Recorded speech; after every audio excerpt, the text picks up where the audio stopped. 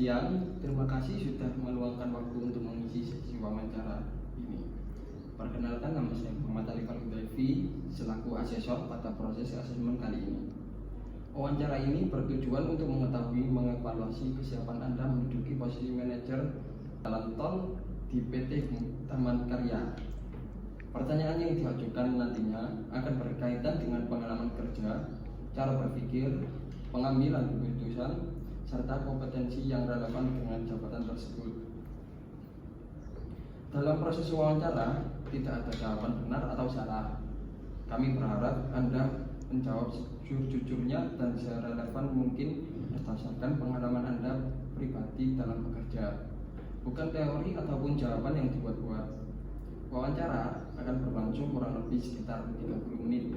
Jika ada pertanyaan yang kurang jelas, silakan beritahu saya dan saya akan menjelaskannya kembali. Hasil dari wawancara ini bersifat rahasia dan hanya digunakan untuk keperluan asesmen. Bila Anda merasa perlu waktu sejenak sebelum menjawab, tidak masalah, silakan ambil waktu. Sebelum kita mulai, apakah Anda sudah siap? Sudah siap. Atau ada yang ditanyakan terlebih dahulu? Tidak, sudah siap. Baik, kalau Anda sudah siap, kita mulai pertanyaan yang pertama. Ceritakan satu situasi nyata dalam proyek pembangunan jalan tol ketika terjadi kendala teknis yang menghambat progres kerja. Apa tindakan pertama yang Anda lakukan, dan pernahkah Anda membuat keputusan teknis yang membutuhkan waktu cepat tetapi data tidak lengkap? Jelaskan bagaimana Anda mengambil keputusan secara sistematis dan bagaimana hasil akhirnya. Jadi pada proyek pembangunan tol Ruas X terjadi ketidaksesuaian material base course yang tidak sesuai standar kekerasan. Tindakan pertama saya adalah menghentikan sementara spreading di area terdampak sambil melakukan uji lab sampling. Saya membuat 3 alternatif. Yang pertama menukar material, kemudian menaikkan grading, dan yang ketiga mencari stockpile alternatif. Setelah evaluasi waktu dan biaya, saya memilih opsi pertama karena paling aman secara mutu dan finansial. Hasilnya, proyek tetap berjalan tanpa deviasi mutu, meskipun ada penyelesaian waktu 4 jam, namun masih dalam batas toleransi rencana harian. Oke. Selanjutnya, jelaskan contoh perencanaan pekerjaan harian, mingguan, atau bulanan yang pernah Anda susun dalam proyek jalan tol. Sebutkan langkah, prioritas, dan bagaimana Anda mengevaluasi pencapaian dan ceritakan pengalaman ketika jadwal pekerjaan harus berubah akibat cuaca atau keterlambatan material. Langkah apa yang Anda ambil untuk mengatur ulang rencana pekerjaannya?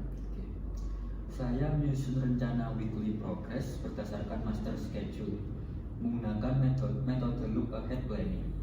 Saya menentukan urutan kerja berdasarkan critical path sehingga prioritas selalu pada pekerjaan struktur.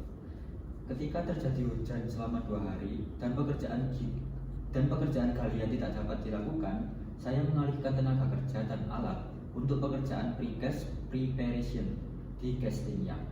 Hal ini menghindari idleman dan equipment.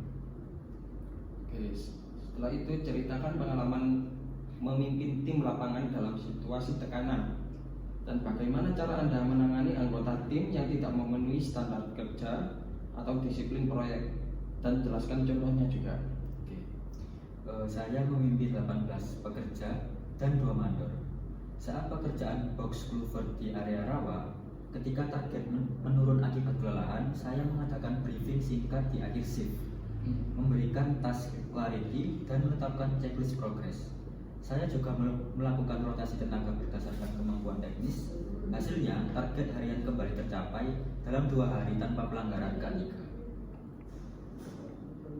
Setelah itu, ceritakan satu momen di mana Anda harus tetap fokus meskipun proyek berada dalam kondisi kritis. Bagaimana cara Anda mengatur emosi dan beban kerja saat dikejar target ketat, dan berikan contoh kasus sebenarnya.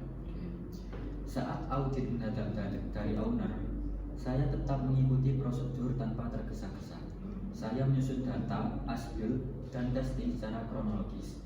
Saya juga membagi tugas dokumentasi pada tim administrasi agar tetap terkontrol. Audit berjalan lancar tanpa temuan major. Selanjutnya, jelaskan tindakan spesifik yang Anda lakukan untuk memastikan pekerjaan sesuai standar mutu. Ceritakan kepada kapan Anda menemukan deviasi kualitas kecil tetapi berpotensi besar jika dibiarkan, dan apa tindakannya?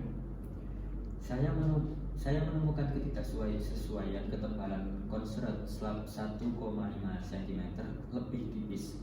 Saya hentikan karing sementara dan lakukan core drill check. Kami lakukan repair overlay untuk mengembalikan mutu sesuai standar desain, bukan dibiarkan meski deviasi kecil. Ceritakan pengalaman ketika Anda harus menjelaskan progres pekerjaan kepada pihak non-teknis. Jelaskan langkah yang Anda lakukan untuk memastikan laporan progres yang Anda buat mudah dipahami dan bebas misinterpretasi. Jadi saya menyampaikan progres menggunakan grafik, S-curve, dan highlight visual, bukan istilah teknis. Saya juga menambahkan foto dan simpulan agar orang-orang non-engineering ini bisa memahami konteks. Cukup bagus. Setelah itu ceritakan contoh kolaborasi dengan vendor, kontraktor, atau konsultan pengawas, dan pernahkah terjadi perbedaan pendapat terkait metode kerja? Bagaimana Anda menyelesaikan tanpa konflik berkepanjangan? Jadi saya mengelola perbedaan metode pemasangan gabion. Saya menghadirkan data teknis SNI serta kajian keamanan lereng. Diskusi dilakukan dengan pendekatan database decision, bukan opini. Lalu keputusan diterima oleh semua pihak. Setelah itu, apa tujuan karir Anda dalam bidang pembangunan jalan tol dan tindakan nyatanya selama ini? Apa yang membuat Anda tetap konsisten bekerja di lapangan meskipun tekanan dan kelelahan tinggi? Berikan contohnya. Motivasi utama saya adalah kontribusi pada nasional strategi infrastruktur, sehingga tujuan karir saya adalah menjadi project manager NZND. Saya mengikuti pelatihan MPMI dan K3 sebagai persiapan kompetensi. Oke, terima kasih atas waktunya sudah menyempatkan untuk wawancara kali ini. Semoga kedepannya Anda bisa dinaikkan jabatannya menjadi manajer pembangunan jalan tol. Terima kasih, kurang lebihnya saya mohon maaf. Wassalamualaikum warahmatullahi wabarakatuh. Waalaikumsalam.